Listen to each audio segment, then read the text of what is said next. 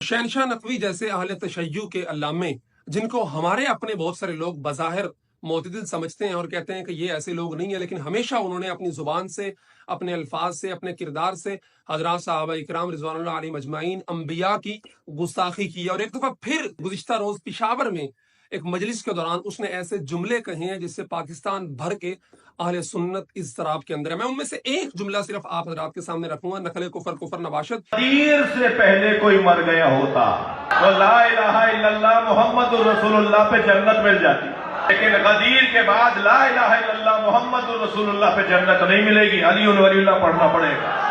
सरकार दो जहां के अलावा, खत्मुल अंबिया के अलावा, खातमुल अंबिया के अलावा तमाम अंबिया से भी अफजल अली, तो हलफ से नहीं उतरता बाज लोगों के।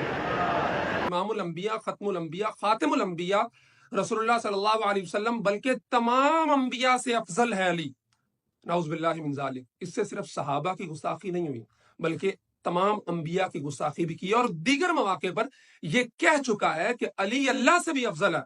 अस्तगफिरुल्लाह, नाउज़ बिल्लाह। और हम अभी तक मदानत का शिकार हैं, हम इन लोगों को करीब समझते हैं, कहते हैं कि ये मोतदिल हैं।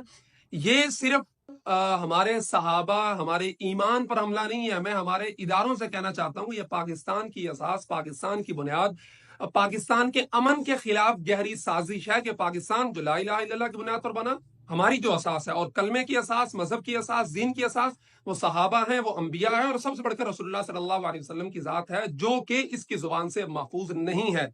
अहले सुन्नत जो पाकिस्तान की अक्सरियत है, वो इंतहाई सब्र का मुजाहरा कर रहे हैं, कानून नाफिज करने वाले इदारों से मुतालबा कर रहे हैं कि आप अपना किरदार अदा करें, हमेशा की तरह खामोशी के साथ देखने के बजाय आगे आएं और जो पाकिस्तान के कवानीन हैं कानूनी तौर पे इसका मुहासबा करें और इसके खिलाफ कार्रवाई करें।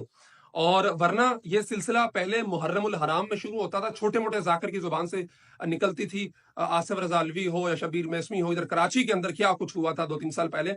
लेकिन अब मरकजी बंदा, इसका मरकजी किरदार को सामने ले आना पड़ा है पाकिस्तान दुश्मन कुव्वतों को, इस्लाम दुश्मन कुव्वतों को, सहाबा दुश्मन कुव्वतों को, अंबिया दुश्मन कुव्वतों को, बल्कि अल्लाह दुश्मन कुव्वतों को। वो इस बंदे को जो मरकजी चेहरा है अहले तशय्युह का, उसको लेके आए हैं और मुसलमानों के मुकद्दसात के खिलाफ उससे हमला करवाया और मुहर्रम से पहले करवाया है।